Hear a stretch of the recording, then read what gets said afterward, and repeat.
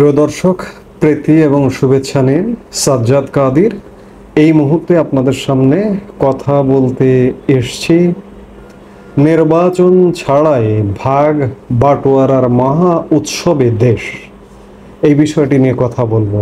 আমি বিশেষ করে স্থানীয় সরকার নিয়ে কথা বলতে চাই। পৌরসভা, ইউনিয়ন পরিষদ, জেলা পরিষদ, উপজেলা পরিষদ, সিটি কর্পোরেশন, এই বিষয়গুলো নিয়ে আমরা কদিন আগে খবর পেলাম যে স্থানীয় সরকার পর্যায়ে বিভিন্ন পর্যায়ে প্রশাসক নিয়োগ করা হবে।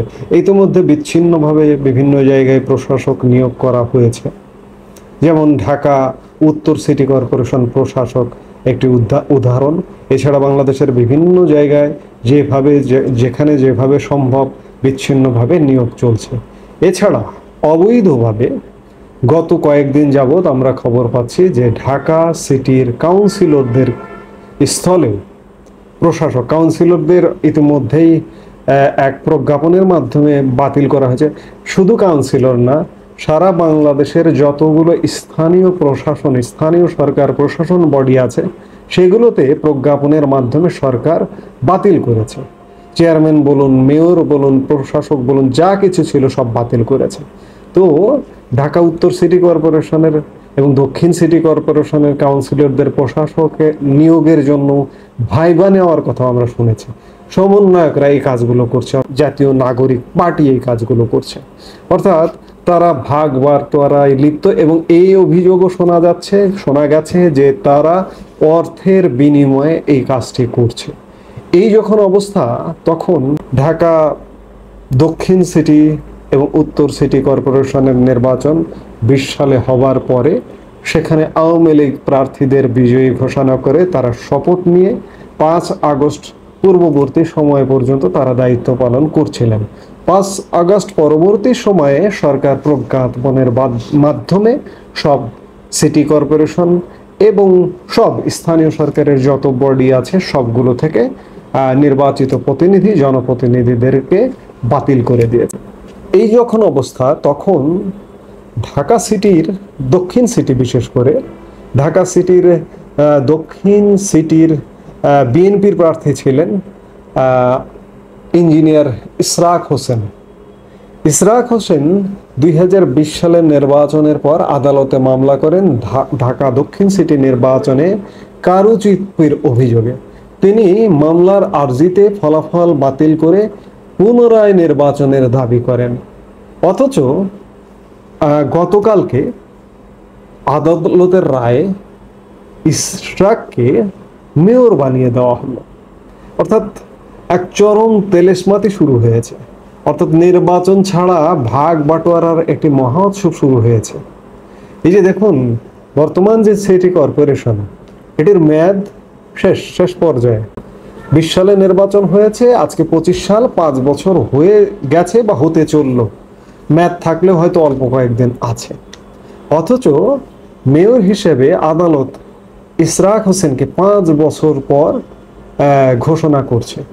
এর আগে এমন একটি ঘটনা ঘটেছে চট্টগ্রামে সম্ভবত শাহাদত হোসেন, তাকে আদালত মেয়র হিসেবে ঘোষণা করে আদালতের রায়ের পর নির্বাচন কমিশন প্রজ্ঞাপন জারি করে তিনি শপথ নিয়ে রীতিমতো শাহাদত হোসেন সাহেব এখন চট্টগ্রাম সিটি মেয়র হিসেবে দায়িত্ব পালন করছেন।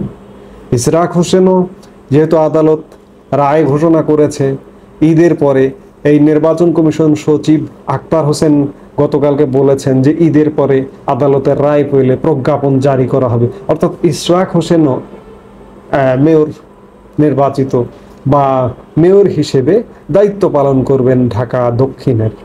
উত্তরে একজন প্রশাসক নিয়োগ করা হয়েছে, এই প্রশাসকও হয়তো বাদ যাবে, কারণ সমন্বয়করা তাকে প্রশাসক হিসেবে নিয়োগ দিয়েছে। উত্তরের মেয়র প্রার্থী ছিলেন তাবিত আওয়ালও হয়তো আদালত কর্তৃক একটি রায় নিয়ে এসে মেয়র হিসেবে দায়িত্ব পালন করতে শুরু করবেন। অর্থাৎ নির্বাচন ছাড়াই ক্ষমতা ভোগ করবার একটি বা ভাগ বাটোয়ারার একটি বেশ্যর্গ রাজ্যে পরিণত হয়েছে বাংলাদেশ। এখন এই যখন অবস্থা, গতকালকের যে রায়টা হলো তার প্রেক্ষিতে অনেকে বলা বলি করছেন সামনে জাতীয় সংসদ নির্বাচনেরও প্রয়োজন নেই। 2018 সালের নির্বাচনে তো বিএনপি অংশগ্রহণ করেছিল।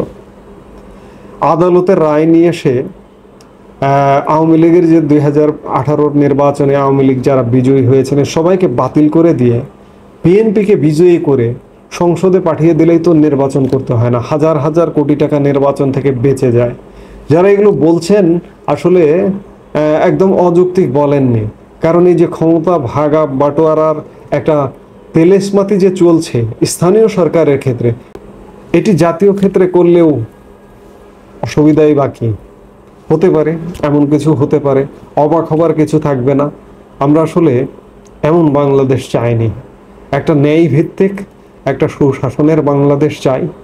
সবার আগে একটি জাতীয় সংসদ নির্বাচন হবে, সেখানে যে দল ক্ষমতায় আসুক, সমন্বয়কদের দল আসুক, জামাত আসুক, বিএনপি আসুক, আওয়ামী লীগ আসুক, যেই আসুক না কেন, একটি নির্বাচনের মাধ্যমে, একটি প্রক্রিয়ার মাধ্যমে কেউ আসুক, এসে তারপরে স্থানীয় সরকার নির্বাচন হোক, নির্বাচন হয়ে নির্বাচিত প্রতিনিধিরা দায়িত্ব পালন করুক, তাতেই দেশ জাতি সবার মঙ্গল হবে। এভাবে ক্ষমতার ভাগ বাটোয়ারা করে মানুষ দেশ উপকৃত হবে না। যারা ভাগ বাটোয়ারা করবে তারা আখের গুছিয়ে দেশে এবং বিদেশে সম্পদের পাহাড়ই শুধু গড়বে, কিন্তু মানুষের ভাগ্যের কোনো উন্নয়ন হবে না। এই মুহূর্তে এ পর্যন্তই। সবাই ভালো থাকুন, সুস্থ থাকুন। আমাদের ভিডিওগুলো নিয়মিত পেতে সাবস্ক্রাইব করুন Sajjad Kadir and the legends YouTube channel এবং লাইক, কমেন্ট, শেয়ার করে সাথে থাকুন।